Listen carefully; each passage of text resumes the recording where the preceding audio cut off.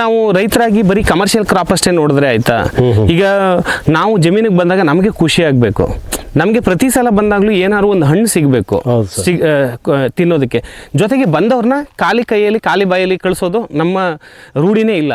ಅವ್ರು ಬಂದವ್ರಿಗೆ ಅತಿಥಿ ಸತ್ಕಾರ ಮಾಡಿ ನಮ್ಮಲ್ಲಿ ಅವರೊಬ್ಬರನ್ನಾಗಿ ಮಾಡಿಕೊಂಡು ಫ್ರೆಂಡ್ಸ್ಗಳ ಥರ ಟ್ರೀಟ್ ಮಾಡಿನೇ ನಾವು ಇಲ್ಲಿಂದ ಕಳಿಸ್ಕೊಡೋದು. ಹಾಗಾಗಿ ನಾವೇನು ಮಾಡಿದ್ದೀವಿ, ಒಂದಷ್ಟು ಎಕ್ಸಾಟಿಕ್ ಫ್ರೂಟ್ಸ್ಗಳನ್ನು ಮತ್ತು ಹರ್ಬ್ಸ್ಗಳನ್ನು ಈ ಥರದನ್ನು ಹಾಕ್ಕೊಂಡಿದ್ದೀವಿ. ಇದು ನೋಡಿ, ಇದು ಆಲಿವ್. ಇದು ತುಂಬ ಬಿಸಿಲು ಇರುವಂಥ ಪ್ರದೇಶಗಳಲ್ಲಿ ಬೆಳೆಯುವಂಥ ಒಂದು ಗಿಡ. ಮತ್ತು ಇದರಿಂದ ಆಯಿಲ್ ಕೂಡ ಎಕ್ಸ್ಟ್ರಾಕ್ಟ್ ಮಾಡ್ತಾರೆ. ಸೊ ಅದರ ಕಾಯಿ ಕೂಡ ನಾವು ಯೂಸ್ ಮಾಡ್ಬೋದು. ಸೊ ಜೊತೆಗೆ ಏನು ಮಾಡಿದ್ದೀವಿ, ಲಾಂಗ್ ಟರ್ಮ್ ಕ್ರಾಪ್ಗೆ ನಾವು ಇಂಟಿಗ್ರೇಟೆಡ್ ಫಾರ್ಮಿಂಗ್ ಮಧ್ಯೆ ಈ ಅಗಸೆ, ಅಡಿಕೆ, ನುಗ್ಗೆ, ಬಾಳೆ ಮಧ್ಯೆ ಏನು ಮಾಡಿದ್ದೀವಿ, ಕೋಕೋ ಹಾಕಿದ್ದೀವಿ. ಕೋಕೋ ಈಗ ಏನಾಗ್ತಾ ಇದೆ ಅಂತಂದರೆ, ಈ ಮಲೆನಾಡು ಪ್ರದೇಶಗಳಲ್ಲಿ ಅದರ ಬೆಳವಣಿಗೆ ಯಾಕೋ ಸ್ವಲ್ಪ ಕುಂಠಿತ ಆಗ್ತಾ ಇದೆ. ಹಾಗಾಗಿ ನಮ್ಮಲ್ಲಿ ಚೆನ್ನಾಗಿ ಬರ್ತಾ ಇದೆ, ಬಯಲುಸೀಮೆಯಲ್ಲೇ ತುಂಬ ಚೆನ್ನಾಗಿ ಬರ್ತಾ ಇದೆ. ಹಂಗೆ ನೋಡೋದಾದ್ರೆ ಬಯಲುಸೀಮೆಯಲ್ಲಿ ಎಲ್ಲ ಪದಾರ್ಥಗಳು ಚೆನ್ನಾಗಿರುತ್ತೆ, ನೀರೊಂದು ಸ್ವಲ್ಪ ಕಡಿಮೆ ಇದೆ. ಹಾಗಾಗಿ ರುಚಿ, ಬಣ್ಣ ಎಲ್ಲ ಕೂಡ ತುಂಬ ಚೆನ್ನಾಗಿ ಬರ್ತದೆ ಬಯಲುಸೀಮೆನಲ್ಲಿ. ಕೋಕೋದು ಒಂದು ಮಾಡೆಲ್ ಮಾಡಿದ್ದೀನಿ ನಾನು, ಅದನ್ನು ನಾನು ನಿಮಗೆ ತೋರಿಸ್ಕೊಡ್ತೀನಿ ಬನ್ನಿ. ಈಗ ನಾನು ಅಲ್ಲಿ ಹೇಳ್ದಂಗೆ ನಿಮಗೆ ಕೋಕೋ ತೋರಿಸ್ತಾ ಇದ್ದೀನಿ ನೋಡಿ. ಕೋಕೋ ಬಂದು ಬಹುವಾರ್ಷಿಕ ಬೆಳೆ. ಇದು 18ನೇ ತಿಂಗಳಿಂದನೇ ನಮಗೆ ಬೆಳೆ ಕೊಡ್ಲಿಕ್ಕೆ ಸ್ಟಾರ್ಟ್ ಆಗ್ತದೆ. ಕೋಕೋನಲ್ಲಿ ಒಂದು ಅಡ್ವಾಂಟೇಜ್ ಏನಂದರೆ, ನೀವು ಒಂದು 3 ಎಕರೆ ಇದ್ರೂ ಕೂಡ ಗಂಡ ಹೆಂಡತಿ ಇಬ್ಬರೇ ಮೇಂಟೈನ್ ಮಾಡ್ಕೋಬೋದು.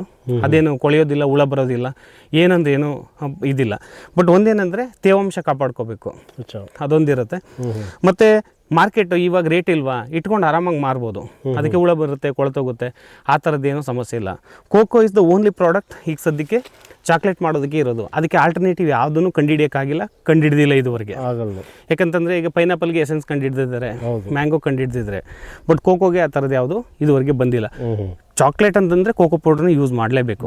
ಆ ಥರ ಇರೋದ್ರಿಂದ ಏನಾಗಿದೆ, ಬೆಳೆಗೆ ಒಳ್ಳೆ ವ್ಯಾಲ್ಯೂ ಇದೆ. ಈ ಕೋಕೋನ ನಾವು ಇಲ್ಲಿ ಮಾಡಿದ್ದೀವಿ.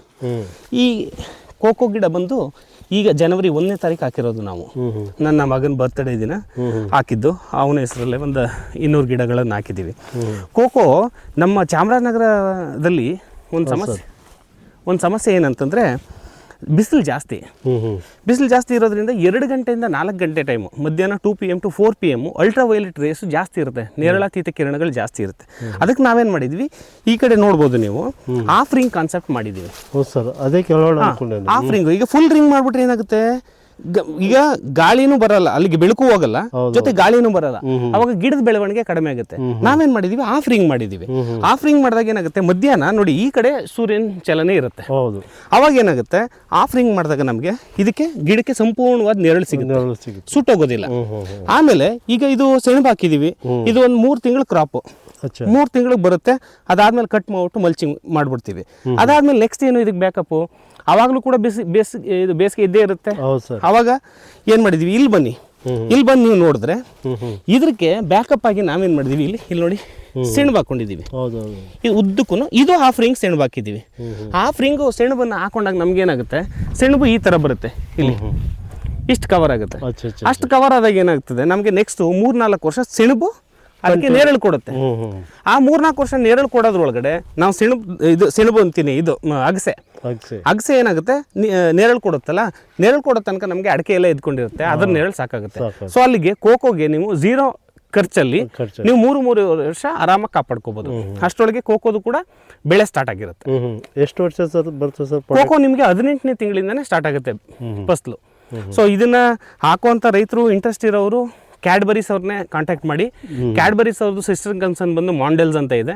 ಮಾಂಡೆಲ್ಸಲ್ಲಿ ಪ್ರತಿ ಜಿಲ್ಲೆಗೂ ಅವ್ರದ್ದೇ ಆದಂಥ ರೆಪ್ರೆಸೆಂಟೇಟಿವ್ಗಳಿದ್ದಾರೆ. ಇನ್ ಕೇಸ್ ನಿಮ್ಗೆ ಗೊತ್ತಾಗಲಿಲ್ಲ ಅಂತಂದರೆ ನಾನು ಕಾಲ್ ಮಾಡಿದ್ರೆ ನಾನು ಬೇಕಾದ್ರೆ ಡೀಟೇಲ್ಸ್ ಕೊಡ್ತೀನಿ. ನಿಮ್ಮ ನಂಬರ್ ಹೇಳಿ ಸರ್. ನನ್ನ ನಂಬರ್ ಕೊನೆಗೆ ಎಲ್ಲ ಇದಾದ್ಮೇಲೆ ಹೇಳ್ತೀನಿ. ಇದ್ರ ಮಾರ್ಕೆಟ್ ಎಲ್ಲಿ ಇರ್ತದೆ ಸರ್? ಸರ್ ಈಗ ಮುಂಚೆ ನಾವು ಇದಕ್ಕೆ ಉಡುಪಿ ಕುಂದಾಪುರ ಕಡೆನೇ ಹೋಗ್ಬೇಕಿತ್ತು. ಬಟ್ ಇವಾಗ ಪ್ರತಿ ಜಿಲ್ಲೆಗಳಲ್ಲೂ ಕೂಡ ಪಿಕಪ್ ಪಾಯಿಂಟ್ ಅಂತ ಮಾಡಿ ಇಲ್ಲೇ ಬಂದು ತಗೊಳ್ತಾರೆ.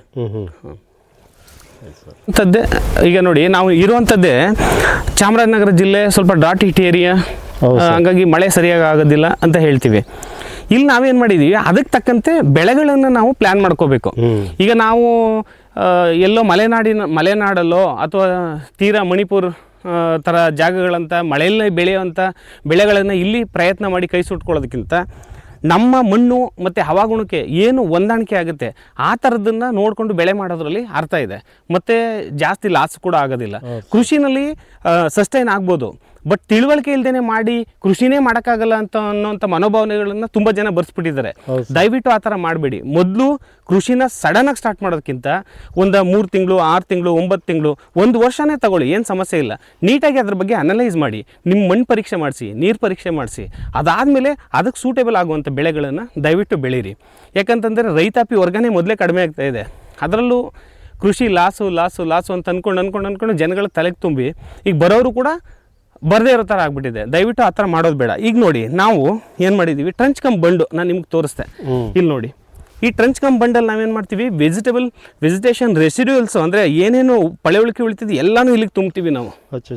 ಇಲ್ಲಿಗೆ ತುಂಬಿ ನಾವೇನು ಮಾಡ್ತೀವಿ, ಈಗ ನೆಕ್ಸ್ಟು ಈ ಟ್ರಂಚ್ ಕಮ್ ಬಂಡನ್ನು ಪಕ್ಕಕ್ಕೆ ಸರಿಸಿದಾಗ ಏನಾಗುತ್ತೆ, ಇಲ್ಲಿ ನಾವು ಯಾವುದೇ ಗಿಡಗಳನ್ನ ಬಹುವಾರ್ಷಿಕ ಬೆಳೆಗಳನ್ನು ಹಾಕ್ಬೋದು, ಮಣ್ಣು ಸಡಿಲವಾಗಿರ್ತದೆ, ಬೆಳೆ ಚೆನ್ನಾಗಿ ಬರ್ತದೆ. ಈಗ ಏನು ಮಾಡಿದ್ದೀವಿ, ಬಂಡ ಮೇಲೆ ನಾವು ಇಲ್ಲಿ ಸಿಲೋನ್ ವೆರೈಟಿ ಚಕ್ಕೆ ಹಾಕಿದ್ದೀವಿ, ಸಿನಮನ್ ಅಂತ ಏನು ಕರಿತೀವಿ, ದಾಲ್ಚಿನ್ನಿನ ಇಲ್ಲೊಂದು 24 ಗಿಡ ಹಾಕಿದ್ದೀವಿ. ಸೊ ಅದ್ರ ಜೊತೆಗೆ ಈಗ ಅಲ್ಲಿ ಬಂದಂಥ ನೀರು ತುಂಬಿಕೊಂಡು ಕುಸಿಬಾರ್ದು ಅಂತ ಅನ್ನೋದಕ್ಕೋಸ್ಕರ ಇಲ್ಲೇನು ಮಾಡಿದ್ದೀವಿ, ಲಾವಂಚ ಹಾಕಿದ್ದೀವಿ. ಲಾವಂಚ ಬಂದು ಭದ್ರವಾಗಿ ಆ ಬಂಡನ್ನು ಕಾಪಾಡುತ್ತೆ. ಜೊತೆಗೆ ಈಗ ಪಪ್ಪಾಯದಲ್ಲಿ ನಿಮಗೆ ಒಂದು ಸಣ್ಣ ಮಾಡಿಫಿಕೇಶನ್ ತೋರಿಸ್ತೀನಿ. ಒಂದು ಸಣ್ಣ ಮಾಡಿಫಿಕೇಶನ್ ಏನಂತಂದರೆ, ಈಗ ನಮಗೆ ಸೋಲೋ ಪಪ್ಪಾಯ ವೆರೈಟಿನಲ್ಲಿ ಕಂಪನಿ ಅವ್ರು ಹೇಳಿರೋದು ಏನಂತಂದರೆ, ಒಂದು ಗಿಡ 1 ವರ್ಷಕ್ಕೆ 150 kg ಕೊಡುತ್ತೆ ಅಂತ. ಇದಕ್ಕೆ ನಾವೇನು ಮಾಡಿದ್ವಿ, ಈಗ ಗಿಡ ಬಿಟ್ಟರೆ ಸುಮ್ಮನೆ ಬೆಳ್ಕೊಂಡು ಹೋಗುತ್ತೆ, ಬರೀ ಬೆಳೆಸಿದ್ರೆ ಸಾಲದು, ಅದನ್ನು ಹಾರ್ವೆಸ್ಟ್ ಮಾಡಿ ಮಾರ್ಕೆಟ್ ತಗೊಂಡೋಗಿ ಒಳ್ಳೆ ಬೆಲೆ ಸಿಕ್ಕಿ ನಮ್ಮ ಜೇಬು ತುಂಬಿದಾಗಷ್ಟೇ ರೈತನ ಬದುಕು ಮುಂದೆ ಹೋಗೋದು. ಇಲ್ಲ ಅಂತಂದರೆ ಆತ್ಮಹತ್ಯೆ ಅದು ಇದು ಅಂತೇಳಿ ಸ್ಟಾರ್ಟ್ ಆಗುತ್ತೆ. ಅದಕ್ಕೆ ನಾವೇನು ಮಾಡಿದ್ದೀವಿ ನೋಡಿ, ಪ್ರತಿ ಗಿಡನೂ ಪ್ರೂನಿಂಗ್ ಮಾಡಿದ್ದೀವಿ. ಎಷ್ಟು ಎತ್ತರ ಬಂದಾಗ ನಮ್ಮ ನಡು ಮಟ್ಟ ಬಂದಾಗ ಪ್ರೂನಿಂಗ್ ಮಾಡಿದ್ದೀವಿ. ಕಾರಣ ಏನು? ಈ ಪ್ರೂನಿಂಗ್ ಮಾಡಿದಾಗ ಏನಾಗುತ್ತೆ, ನಮಗೆ ಒಂದು ಸ್ಟ್ರೈಟ್ ಹೋಗ್ತಾ ಇದ್ದಿದ್ದು 2-3 ಬ್ರಾಂಚಸ್ ಬರುತ್ತೆ. ಈಗ ನಾವು ಕಂಪ್ನಿಯವನಿಗೆ ಚಾಲೆಂಜ್ ಮಾಡೋದು ಏನಂದ್ರೆ, ಇದು 150 kg ಏನು ಕೊಡುತ್ತೆ ಅಂತ ಹೇಳಿದ್ರು, ಇದು ಈಗ ನಮಗೆ 300 kg ಬರೋ ಥರ ಮಾಡ್ತಾ ಇದೀವಿ. ಈಗ ಒಂದೊಂದು ಬ್ರಾಂಚಿಂದನೂ 150 kg ಸಿಗ್ಬೇಕು ನಮಗೆ. ಈಗ ಹಂಗೆ ನೋಡಿದ್ರೆ 10 ಬ್ರಾಂಚ್ ಬಿಟ್ಬಿಡ್ಬೋದಲ್ವ? ಆಗಲ್ಲ. ಯಾಕಂದ್ರೆ ನಾವು 1 ನಿಂಬೆ ಹಣ್ಣು ತಗೊಂಡು 50 ಜನಕ್ಕೆ ಜ್ಯೂಸ್ ಮಾಡೋಕ್ಕಾಗಲ್ಲ. ಕರೆಕ್ಟ್. ಏನೋ ಒಬ್ರು ಎಕ್ಸ್ಟ್ರಾ ಬಂದು ಒಂದು ಗ್ಲಾಸ್ ನೀರು ಹಾಕ್ಬೋದು, ಸ್ವಲ್ಪ ಸಕ್ಕರೆ ಹಾಕ್ಬೋದು, ಅಡ್ಜಸ್ಟ್ ಮಾಡ್ಬೋದು ಅಷ್ಟೇ. ಸೊ ಹಂಗಾಗಿ ಏನಾಗುತ್ತೆ ಅಂತಂದ್ರೆ, ಇದರಲ್ಲಿ 300 kg ತೆಗೆಯುವಂಥ ನಮ್ಮದು ಪ್ಲಾನ್ ಇದೆ. ನೋಡೋಣ, ಸಕ್ಸಸ್ ಆದಮೇಲೆ ನಾನು ನಿಮ್ಮನ್ನ ಮತ್ತೆ ಭೇಟಿ ಮಾಡ್ತೀನಿ. ಚೆನ್ನಾಗಿ ಬಂದಿರೋದನ್ನ ಇದನ್ನು ಮಾಡಿಬಿಡ್ತೀರಾ? ಹಾಂ ಸರ್, ಇದು ಚೆನ್ನಾಗಿದೆ ಅಗಸೆ. ಪರ್ಫೆಕ್ಟ್ ಅದ sir. V shape, U shape. ಇನ್ನು ಎಷ್ಟು ತಿಂಗಳು ಬೇಕು ಸರ್ ಇದು ಬರ್ಲಿಕ್ಕೆ? ಕೋಕೋ ಈಗ ಜಸ್ಟ್ ನಾವು ಎಷ್ಟು ಇವಾಗ ಫೆಬ್ರವರಿ 22 ಇವತ್ತು 22 ಸರ್. 22. ಇನ್ನು ಒಂದು 16 ಮಂತ್ಸ್ ಬೇಕು. ಈಗ 2 ಮಂತ್ಸ್ ಆಗಿದೆ ಅಷ್ಟೇ ಹಾಕಿ. ಬಟ್ 16 ಮಂತ್ಗೆ ಟೆನಿ ಕಾಸ್ಟ್ ಬರುತ್ತೆ. ಕೋಕೋದಲ್ಲಿ ಒಂದು ಅಡ್ವಾಂಟೇಜ್ ಏನು ಗೊತ್ತಾ, ಇನ್ ಕೇಸ್ ನಿಮ್ಮ ಜಮೀನು ಇದ್ರೆ ನೀವು ಮಾಡಿಸಿಬೇಕಿದ್ರೆ, ಕೋಕೋಗೆ ನಾವು ಗೊಬ್ಬರ ಹಾಕೋದಕ್ಕಿಂತ ಅದರಿಂದ ನಮಗೆ ಗೊಬ್ಬರ ಕೊಡೋದೇ ಜಾಸ್ತಿ. ಅದು ಹೆಂಗೆ ಅಂದರೆ, ವರ್ಷ ಪೂರ್ತಿ ಎಲೆ ಉದುರುತ್ತೆ. ಆ ಗಿಡನ ಬೆಳೆಸೋದಕ್ಕಿಂತ ಕಟ್ ಮಾಡ್ಬೇಕು ನಾವು, ವರ್ಷಕ್ಕೆ 2 ಸಲ ಪ್ರೂನಿಂಗ್ ಮಾಡಬೇಕು. ಆ ಪ್ರೂನಿಂಗ್ ಮಾಡಿದಾಗ ಏನಾಗುತ್ತೆ, ನಮಗೆ ಟನ್ ಗಟ್ಟಲೆ ಒಣಗಿದ ಹಸಿರು